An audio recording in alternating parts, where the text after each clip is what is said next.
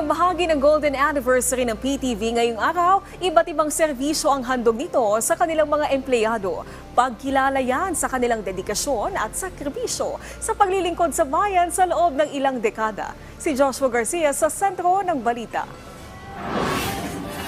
Nagsimula na ang kick-off sa selebrasyon ng 50th anniversary ng People's Television Network ngayong ika-2 ng Pebrero, Biyernes. Ayon sa pamunuan ng PTV, iba't ibang serbisyo ang handog para sa mga empleyado nito, kagaya ng mga government services, health and wellness, medical, dental and optical services, free meals at iba pa na isasagawa kada Biyernes ng buwan. Isang misa rin ang idinaos para sa unang araw ng selebrasyon na dinaluhan ng mga PTV employees. Nagpapasalamat naman ang ilan sa mga matatagal ng empleyado ng PTV sa pagkilala sa kanilang mga pagsisikap at sakripisyo para sa government network. Gaya ni Ramil na mag-aapat na dekada na nagtatrabaho sa PTV. Masaya siya na umabot sa golden year ang PTV anupat nakita niya kung paano ito lalong lumago sa ilalim ng bagong pamamahala. Salamat naman. Karangalan naming mga senior.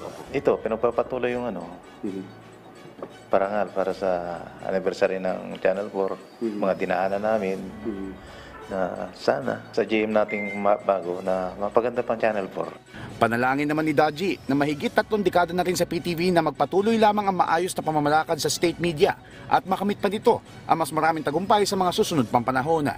Sa tagal ko dito sa network, ngayon lang namin mafe-feel na may ganito palang selebrasyon, no? Lalo na kung 50th na sa bagong pamunuan, may nakikita na kaming liwanag, no?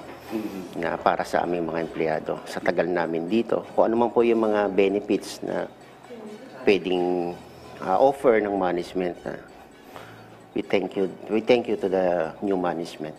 Nakatakda naman parangalan ang mga natatanging kawani ng PTV sa ika-26 ng Abril ngayong taon.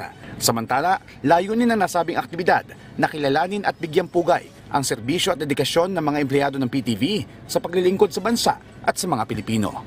Joshua Garcia, para sa Bayan.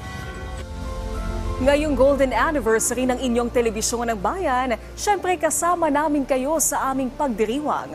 Kaya naman kung kayo'y naging bahagi ng 50 taon ng People's Television Network o di kaya'y natulungan at di kaya'y may hindi malilimutang karanasan kasama ang PTV, ipadala ang inyong mga kwento, videos at kahit mga litrato sa kwentongptv@gmail.com. Pwede rin kayong mag-post gamit ang inyong social media accounts. Gamitin lang ang hashtag kwentongptv.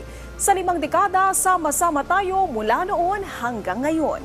Dahil ang PTV ay para sa bayan at ang pambansang TV ay para sa bagong Pilipinas.